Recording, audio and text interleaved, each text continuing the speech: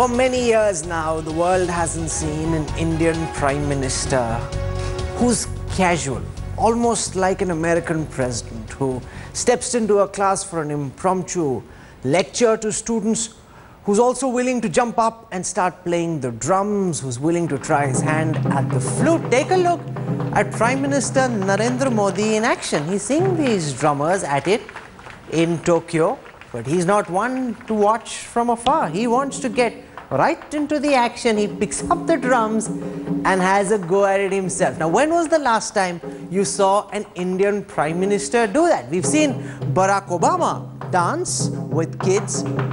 We've seen Tony Blair do that in the United Kingdom, Britain. But this is not something you'd expect from an Indian Prime Minister who's relishing the job as well. This is not a burden for him. This is something he enjoys. Take a look at this story as we show you these images of the flutist Prime Minister.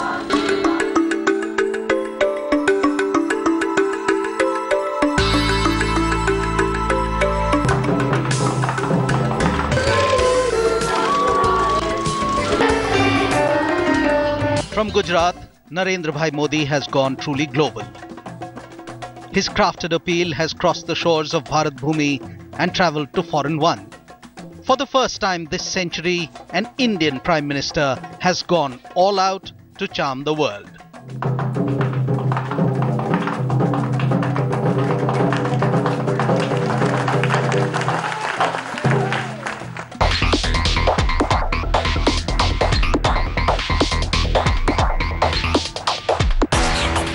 First, it was Jawaharlal Nehru with his tight jammies and galaband coat, a flower tucked in his lapel. Then there was Rajiv Gandhi with his youthful energy and innocent charm. And now there is Modi Bhai, 100% Indian, wooing the foreigner with his desi wit and charisma. World leaders have always tried to display their affable sides. A little jig here or an impromptu burger stop for the American Barack Obama, or the showing off of his well-crafted six-pack or his musical timings for the ex-KGB Russian Putin. That is something that the world has seen. But an Indian Modi pulling a child's ears is certainly a novelty.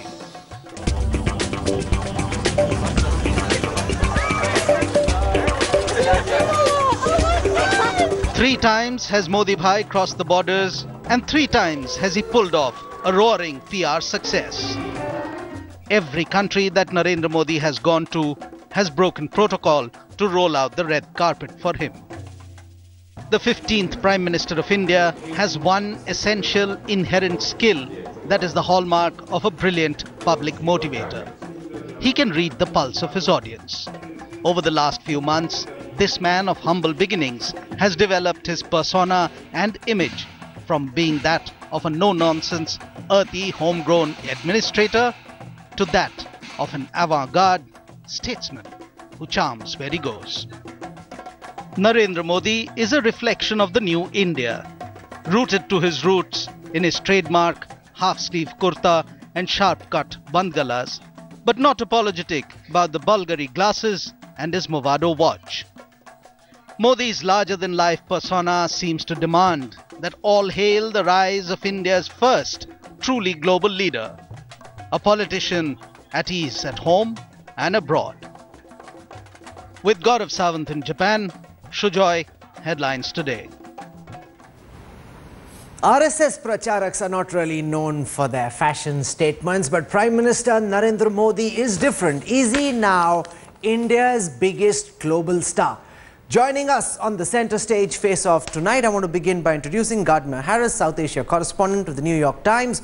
With us also on this broadcast, Shaina NC. She's a fashion designer, national spokesperson for the Bharatiya Janata Party. Shobha Dey, author, writer. And we've got Dilip Cherian, image consultant. I want to go across first and foremost to Shobha Dey. Do you believe, ma'am, that in the way that he's turning on the charm, Narendra Modi has almost acquired the proportions of being an American-style president? He's picking up the flute, playing the drums, teaching students in an impromptu class. Is he India's biggest global salesman, India's biggest global brand ambassador now? I think brand Modi is growing almost by the day, by the hour, even as we speak. But it's interesting to recognize what makes a brand, what makes an icon. And there are some who acquire that kind of a status naturally. It's organic. It just goes with their personality. It goes with charisma. And there are others for whom it's a part of a very thought through strategy. I believe that in Narendra Modi's case, all the outfits that we've seen him wearing, and whether he's beating his own drum, beating someone else's drum, playing the flute, blowing his own trumpet, and symbolically speaking, it is all part of a game plan, and it's working big time. But we should just get a little less euphoric right now, because the big test is round the corner. Japan, great, they've been partners with India for the longest time, great investment opportunities there. But the biggie is really going to be America, and I'm very curious to know whether he will indeed go there and wear a tuxedo. The thing that he does have in common with Bill Clinton and with, of course, more recently with Obama, is that there is a kind of incredible youthful energy that he projects. The other big thing that he has in common with both these men is that he is seen as being very attractive to women, and women are perhaps a large constituency for him, as they were for Obama, and as they certainly continue to be for Clinton.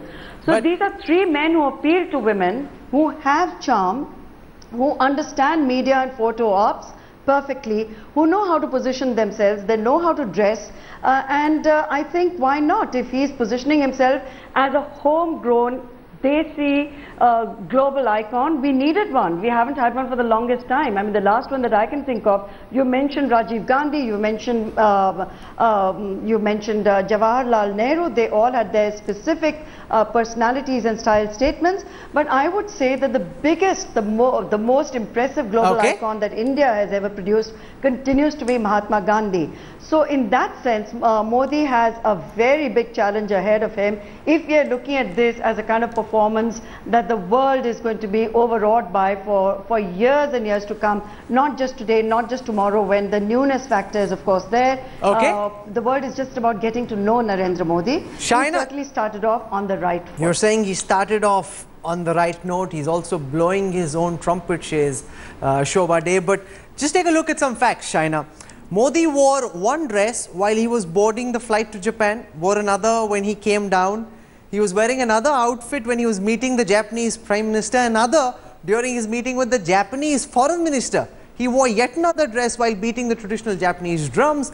He's also changing his accessories like his boots, his blazer, very frequently.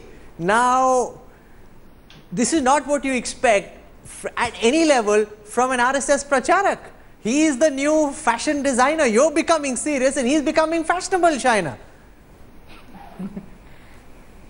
What is wrong in that? I think it's absolutely fabulous that after so many years we have a Prime Minister who is a performer, who works 18 hours a day, who looks immaculately turned out, who is the pride of not just India but seems to be having a fan following across the globe. He goes to Nepal and there are people shooting and rooting for him across the streets. He goes to Japan and does things so naturally out of the box. And at the same time, he's a serious statesman. You know, I've seen so many politicians who are only thinking of election after election. There are very few statesmen like him who are actually focusing on the next generation. And with this, if you have somebody who's suave and who's well turned out, it's a pride for every Indian. He's not just a brand ambassador. I think he's turned into this icon where you have people from across the globe wanting to know about him because it's an aspirational story. It's a story of truth, it's a story of reality, where you have somebody who comes from a humble beginning of being a chaiwala, who is completely condemned, constantly targeted, through his years as Chief Minister of Gujarat, continues to do his work, is undeterred by all of this, emerges to be the strongest leader in India, is given a mandate on stability, governance and progress, and goes on to become a world-class leader and does India proud. Modi is having a lot more fun than Shaina is having on this show. She's coming up with such a stretched, convoluted answer. He's having fun, Shaina. And this is something we see Gardner-Harris very frequently in the United States. We don't see this. But he's working and having fun, in India. We haven't seen this. You know, with Manmohan Singh, you had somebody who almost seemed to be carrying the burden of expectations with him. You'd never expect him to jump up and start playing the drums, which is what you see someone like a Modi do. He's enjoying this very clearly. I think the Modi impact is because we've had 15 or 20 years of colorless prime ministers who've actually taken the burden of state too seriously. And I think Modi has got the formula for image making correct. He's got the 3 I's. He's got innovation, which is equal to Indianization for him. He's got impact, and he also knows how to iterate. So whether all 3 visits have seen different sort of avatars of Modi, and he's played the avatars to his strength. And also, despite your comment about the fact that pracharaks are not expected to change uniform so fast and so frequently, given that their normal uniform is just a pair of khaki shorts, the fact is that he's also punched the right buttons of acceptability with the Sangh, because he's talked of Banaras being made into, or Kyoto being, and Banaras being twinned. He's also made sure that he's given the right gifts and ensured that there'll be TV debate on it. So here is a man who knows how to play the 3 I's of innovate, impact, and iterate. So he's doing that quite well. Gardner-Harris, what are you making from the outside of the style quotient of India's new Prime Minister? Now, these are things you see frequently in the United States with your presidents. These are not things that we associate with Indian Prime Ministers. He's wowed Japan. He's on his way to the United States. What are people in the media in America making of the style by Modi?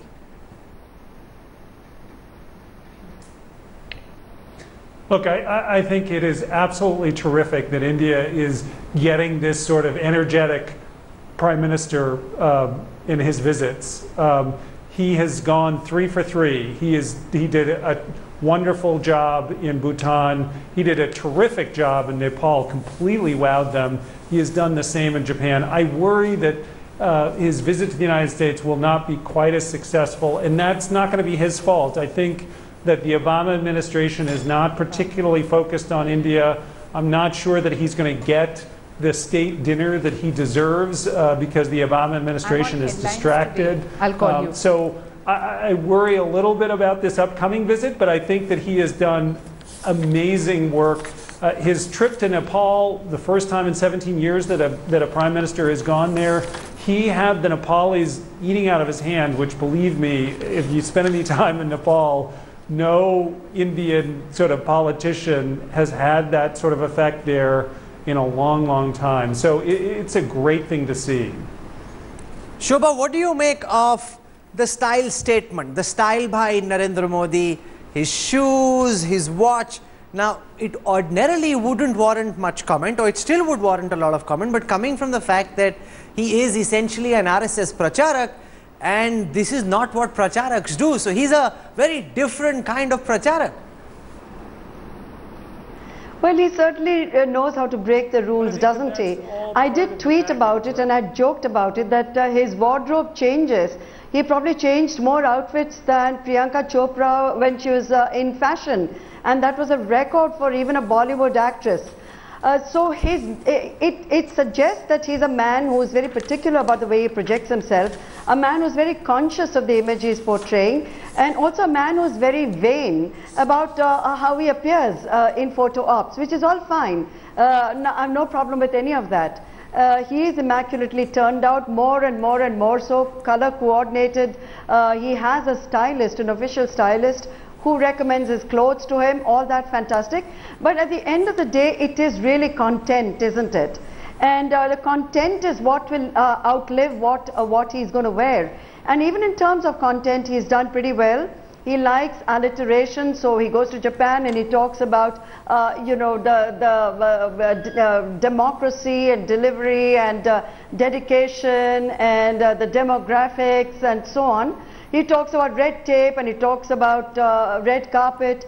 He's chosen his words very well. All of it, I think, is terrifically rehearsed too. I don't think it's just off the bat. And why not? He is a professional. He is there to project a certain image for India. He is, after all, after many years, a young leader and a young prime minister of a young country, comparatively young. And we've had 10 decades of an invisible prime minister who was very lackluster in his I public think makes it that much more remarkable I think it's all good. that you've got Prime Minister Narendra Modi coming on the back of 10 years of Manmohan Singh. But Shobha Dey said that he probably, metaphorically speaking, of course, changed more clothes than Priyanka Chopra in fashion. Now, that's exactly what Shivraj Patil, the former Home Minister, did, and he came in for a lot of ruthless criticism. But when Modi does it, nobody is criticizing him and they think it's cool for him to change. Is that because he's also got a compelling message, Dilip? Also because the fact that Shivraj Patil did that during a time of a crisis. You know, the fact is that Modi is in celebratory mode. He's in impact mode, and he's doing this clearly with a view to get the bites that he needs on cameras. You know, and to make the point about the US visit, which was stated earlier, the fact is that he knows that the administration is not going to be the platform on which to ride. So he's clearly preparing the non-resident Indian platform as the one to make an impact and wow all of America with, because the sheer scale, size and the money power of Indians in America is going to be something that Modi is going to harness, and he's preparing for that already. Gardner Harris, what will America make of the fact that at Madison Square Garden, upwards of 20 to 30,000 Indians will be chanting for Narendra Modi, like an Indian public rally? Now, what's the sort of message that's going to send? I know that a lot of the friends of the BJP in the United States are working super hard. There's a lot of excitement. People are coming in from California to listen to India's rock star Prime Minister.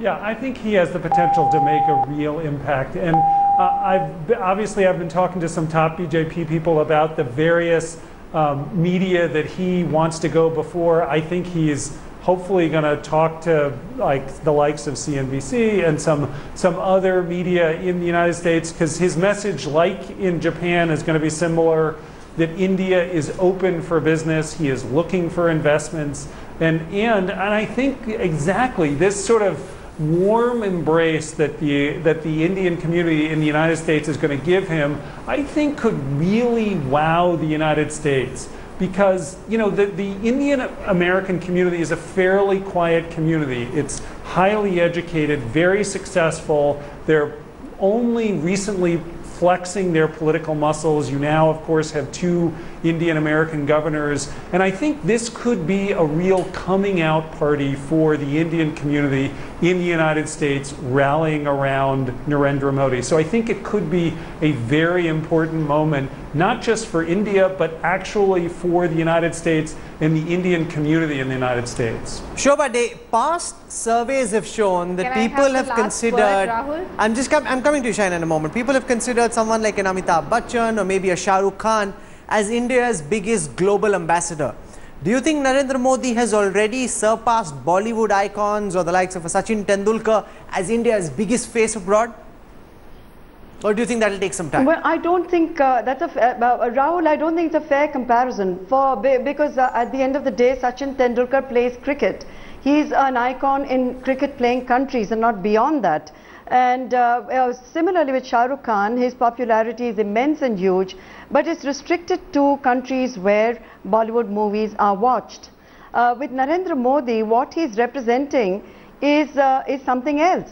He's representing tomorrow's India, and that is something that goes well beyond Bollywood, well beyond cricket. I don't think that that's a fair comparison. And America is very curious about him, no doubt, as the track history with America hasn't been all that great. So he has a lot more to prove by going to America and wowing America, which is not going to be a cakewalk, than he does elsewhere. Gardner Harris and Shobha Dey both suggest, Shaina, that wowing America in the same fashion as he won over Bhutan, Nepal and Japan isn't going to be easy. Do you think we're setting ourselves up for a bit of an anti-climax after these 3 super hit visits? He goes in the middle of the United Nations General Assembly when people aren't really paying much attention because there are so many world leaders over there, and Obama's attention and America's attention frankly is divided. Not at all. I think we're on our way for a super duper hit, a box office success. I think that, you know, the point that I'd like to make very clearly is that it's all very well to say he's a fashion icon and look at the way he's turned out. But if he wasn't a doer, I don't think we'd be discussing him. We'd fit him into the same slot as the Shivraj Singh and wonder about how many times he changes his clothes, as you were trying to suggest. But I think for me, as a young leader in this country, it's extremely important to have a well turned out, eloquent leader who inspires, who aspires and teaches us to do both. You know, you have him talking about technology and tourism and talent and all these various aspects. Every time he comes up with different talking points, whether it's in Japan, whether it's in Bhutan, whether it's in Nepal, and with that you see a humane side, which has always been an area of a question mark vis-a-vis him. In the past, we've had prime ministers who are either silent, who are either into gimmickry, and the last I remember of is somebody like a Jawaharlal Nehru who gives a rose to a young child. One is remembered that in different times the electorate, the youth are viewing He's a made-for-TV Prime Minister. Dilip Charan, is it scripted or does it come naturally? When he sees those drums playing in front of him, has he already thought through that he'll go and try his hand? Or because if it goes wrong, he could end up looking very silly. Or if the flute doesn't come out right, people could be making a lot of fun of it. Does he just go for it? I think he goes for it, but also he's naturally advantaged, because don't forget, the average Gujarati is more colorful than people from other parts of the country as far as men go. And beating drums is something that Mr. Modi, not just metaphorically, is also very adept at. So here is a man who's willing to take a risk, and he knows the buttons to press. So he's clearly more talented than just enough to be Prime Minister, and here is a man who is unafraid of doing this on the world stage. Shobha Dey, is it scripted? Is it natural? Has he thought, you know, you try your hand at a flute and sometimes it doesn't come out right. Has he practiced this earlier? Is it scripted or is he just being natural? I think it's a combination of both, frankly, Rahul. He's a natural performer. He loves the limelight. He loves the idea of fawning minions. He loves the spotlight. He loves fame. He's not a reticent scholar like Manmohan Singh was. So there's a whole difference. His body language, everything suggests that he loves the camera. He loves being in front of cameras. So performing, whether it was natural or whether he had rehearsed, whatever it is that he did, he didn't fall flat on his face doing it. And we must also remember that there is a history of our earlier prime ministers and leaders, Indira Gandhi notably so, who whichever region, whichever state, whichever country she visited, she would wear the headgear, she'd join the tribals in their dances, wherever she went, she would try and adapt and adopt to local customs and local costumes. So maybe he's taking a cue from all the previous people who have used media and photo ops very shrewdly, and today we live in entirely media driven times where photo ops are more important often than what the person is actually saying. But the real wow factor in America when he gets there is not whether he wears a tuxedo to a black tie dinner, but whether he comes back with deals and with a better understanding between the two largest democracies in the world. It'll be interesting. That will be the true test, not what he wears. If he meets Obama and says, yes, we can, I wonder what sort of reactions that will provoke. He's played the flute, he's had his hand at the drums. Let's see what Narendra Modi has in store for America. For the time being, Gardner Harris, Shobha Dey, Shaina and Dilip Charan for joining us on Center Stage tonight. Thank you very much. Make no mistake, here's a Prime Minister who's having a great time. He loves his job. He's relishing his moment as he must. He's won the right to represent India. Not since Nehru have we had a leader who's got people lining up in their hundreds to listen to him. Nehru had that happening in Russia when he went to the USSR. People queuing on both sides of the road. We're seeing similar things happen with Prime Minister Modi, who's well on his way towards becoming India's biggest global brand ambassador.